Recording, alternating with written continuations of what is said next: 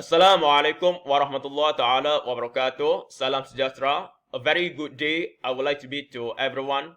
As for today, I'm going to present on our group's innovation idea entitled Geometric Morphometric Analysis of Cervical Vertebra, a novel method for assessing sexual dimorphism at Malaysia. My name is FAIZ MOHD FAUAD. I am a postgraduate student from Faculty of Medicine, University Science Islam Malaysia, USIM. Other researchers that involved in this project are Dr. Asbalillah Alias from Faculty of Dentistry, University Science Islam Malaysia, USIM, followed by Dr. Ku Mastura Ku Muhammad Noor from Faculty of Medicine, University Science Islam Malaysia, USIM as well, followed by Dr. Choi Kerwun from Faculty of Medicine, University Technology Mara, UiTM, and last but not least, Dr. Ng Wei Lin from Pusat Perubatan Universiti Malaya, PPUM, Kuala Lumpur.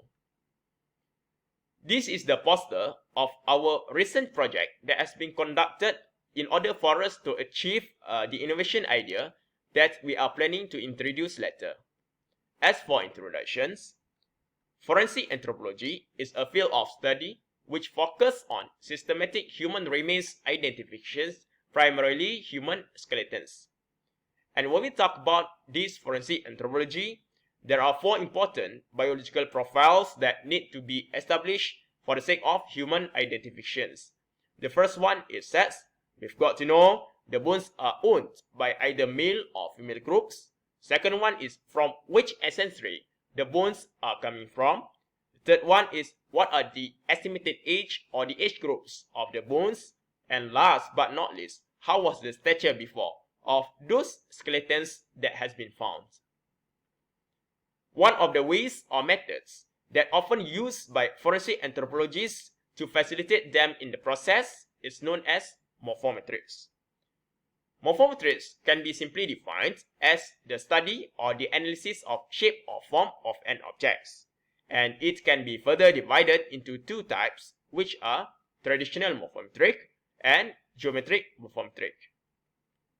For traditional morphometric, this is a conventional method that still using calipers manually to measure the bones. For example, the width and length of certain bones, and these measurements will be used for further analysis.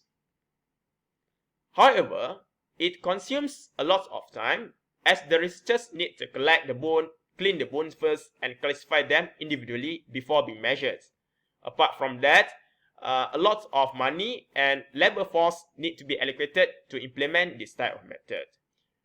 Therefore, to solve these problems, we would like to introduce and highlight an innovations idea involve forensic investigations, particularly on cervical vertebra, known as geometric morphometric analysis.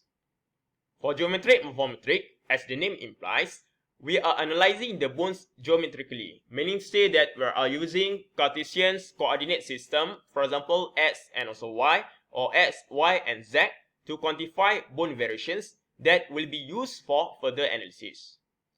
Basically, what we need to do is just putting the landmarks on selected points of the bones presented on certain digitalized images such as X-ray or CT scans, and these points usually will be outlining the periphery part of the bones, covering the bone shape as a whole. So because of that, it's more time and also cost effective as compared to traditional morphometric method, and the original shape of the bones is able to be maintained. By having said so, geometric morphometric is more reliable and feasible to be conducted. Moving on to the objective of our project, first, we want to develop a new method based on geometric morphometric to quantify cervical shape and also size variations. Next, we want to explore if there are any sexual differences or sexual dimorphism in terms of third cervical vertebra morphology, both size and also shape, between male and also female. As regard for methodology, a total number of 432 lateral cervical X-ray have been selected to be included based on our stated inclusion criteria, which are both male and so female of three main ancestries that present at Malaysia right now, Malay, Chinese and so Indian, that age from 20 to 60 years old. we have excluded those patients who are with cervical malformations, abnormalities and so fractures, any history of cervical surgery done before, and non-Malaysians. Geometric morphometric analysis was performed on those selected X-rays to explore third cervical vertebra morphology, sexual dimorphism between different sets. This is the example of cervical X-ray that has been selected in our study. We focus on third cervical vertebra. 11 landmarks were put on the selected points of the vertebra by a software, namely TPS Digitalized 232 software. As we can see from this figure, these landmarks or points were actually outlining the periphery part of the bones, covering the bone shape as a whole, producing a new geometric information of third cervical vertebra shape that will be used for further analysis. Conceptually speaking, the collections of these new geometric information of third cervical vertebra were processed with few analysis techniques, namely generalized procast analysis, principal component analysis, procast ANOVA, and discriminant function analysis by Morphometric software. And these analyses were meant to visualize the third cervical vertebra morphology, both shape and also size differences between male gender and female gender. Moving on to the results of our project. First, procast ANOVA have showed that both centroid size and the shape of third cervical vertebra morphology were significantly different between male and also female, with p-value less than 0.0001 respectively. Apart from that, more than 17% of both male and also female were correctly classified under their own sex groups by discriminant function analysis.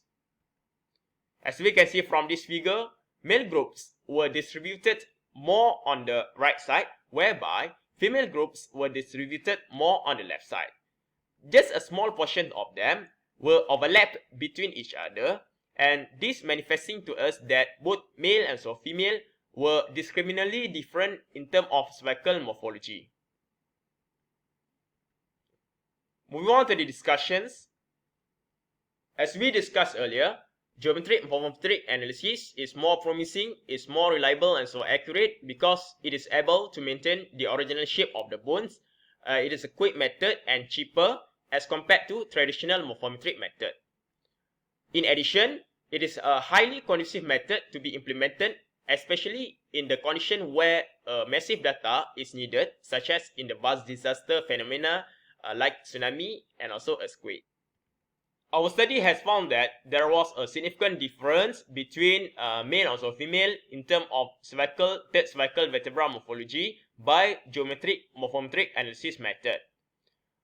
Apart from that, more than 17% of them were correctly classified under their own sex group, and this is apparently higher as compared to other bones, for example like carpal bones, which only 61.8% of them were correctly classified under their own sex groups.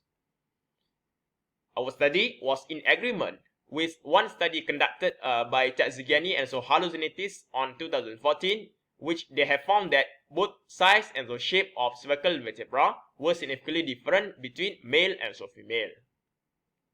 Finally, we reach into our conclusions to wrap everything up. Geometric morphometric analysis of cervical vertebra is a new method, is a new innovation that conducted on a selected database by few analytical software such as Morphometric software to aid or to facilitate the forensic investigation process. This new method has few advantages which is more reliable, okay? It is more cost effective and also cheaper as compared to traditional method.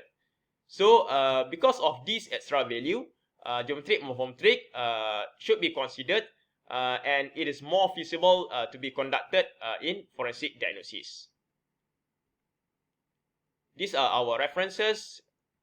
That's all from our groups. Thank you for your attention.